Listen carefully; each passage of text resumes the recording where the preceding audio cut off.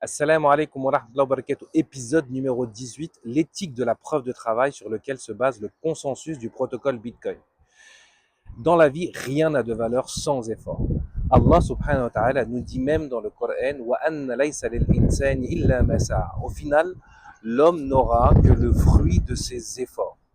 Or, ce principe n'est pas du tout respecté par le système monétaire moderne, qui permet aux banques centrales de créer de l'argent sans effort. Et en ce faisant, elles dévaluent la valeur de notre travail et de nos efforts en favorisant l'inflation.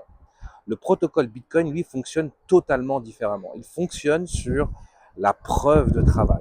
C'est une énorme différence et c'est peut-être même l'innovation majeure de Bitcoin, qui est de réintroduire cette notion de preuve de travail.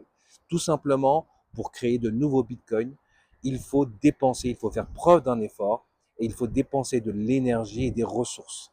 Le Bitcoin est une monnaie qui se gagne par le travail et non pas par une décision d'une autorité centrale quelconque.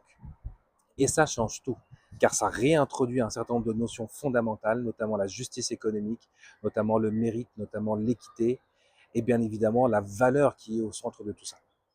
La question qui se pose donc à nous est, souhaitons-nous un système monétaire basé sur les décisions arbitraires et centralisées de certaines institutions, ou souhaitons-nous un système monétaire basé sur la justice, le mérite, l'effort, le travail? Si vous n'êtes pas encore abonné à Dalil Bitcoin, n'hésitez pas à le faire et rejoignez-nous sur notre canal Telegram. Et sur ce, je vous souhaite un très bon iftar et je vous dis à très bientôt, Inch'Allah, pour un nouvel épisode. Salam alaikum.